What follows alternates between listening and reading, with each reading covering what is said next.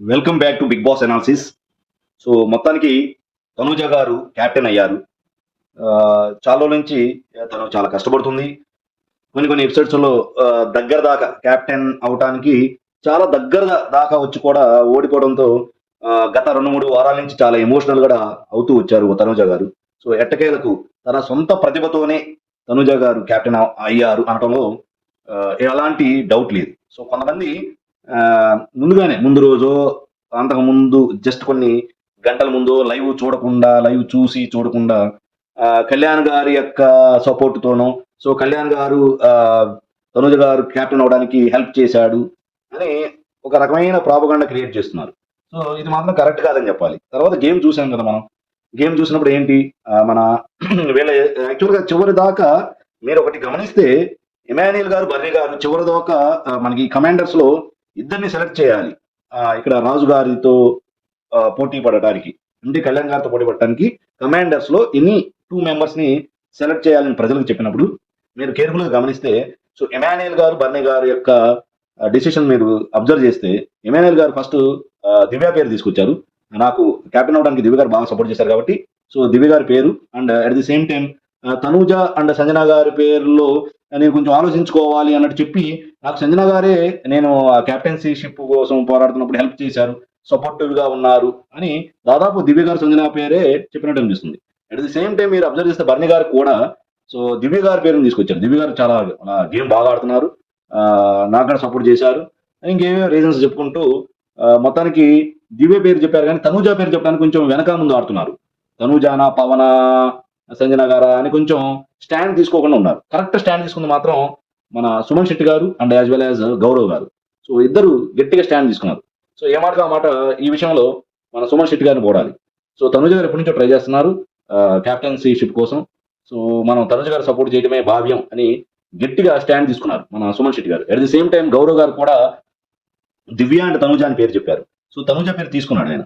So వీళ్ళిద్దరు కొంచెం అటు ఇటుగా మాటలు మారుస్తున్నప్పుడు మన ఇమాన్యుయల్ గారు అండ్ బన్నీ గారు తనుజ పేరుని తీసుకొచ్చి సో తనుజ గారిని మనకి సెలెక్ట్ చేయడంలో మీకు ఏమన్నా ఇబ్బంది ఉందా? ఏమన్నా అనుమానం ఉందా? అని అడిగేసరికి సో వాళ్ళకి తెలుసు ఇది ఆడియన్స్ కి మాత్రం ఇది మళ్ళీ ఇంకొకసారి వెళ్ళిందనుకోండి తనుజ గారికి వ్యతిరేకంగా ఇమాన్యుయల్ గారు, బన్నీ గారు మాత్రం డెసిషన్ తీసుకుంటే డెఫినెట్ గా ఇది నెగిటివిటీ అవుతుందని బన్నీ గారికి, ఇమాన్యుయల్ గారికి ఇద్దరికి తెలుసు. అందుకని ఒప్పుకోవాల్సి వచ్చింది.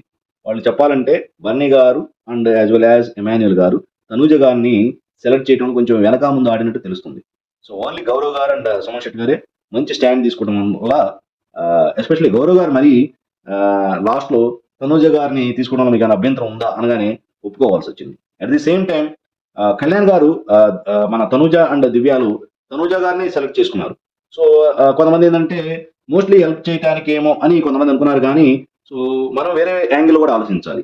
సో దివ్య గారి కన్నా తనూజ గారు అంత బాగా ఆడలేరేమో అని కళ్యాణ్ గారి ఉద్దేశం అయి ఉండొచ్చు. సో దట్ నేను గెలిచిపోయి నేను కెప్టెన్ మళ్ళీ అవ్వచ్చు అనే ఉద్దేశంతో తనూజ గారిని సెలెక్ట్ చేశారేమో అని కూడా అనుకోవచ్చు. So unfortunately are fortunately so Tanuja గారు బాగా ఆడారు. So even though is army person అయినా సరే ఫస్ట్ యాక్చువల్గా ఆ క్యూబ్స్ ని తీసుకెళ్లి సెట్ చేయడంలో కళ్యాణ్ గారే ఫస్ట్ తీసుకెళ్లారు. కానీ కలర్స్ అన్ని ఒక పర్టికులర్ ప్యాటర్న్ లో అరేంజ్ చేయడంలో కళ్యాణ్ గారు లేట్ చేయడం వల్ల తనుజ గారు గెలిచారు. సో దీన్ని బట్టి ఎవరు తనుజ గారికి హెల్ప్ చేసినట్టు కాదు.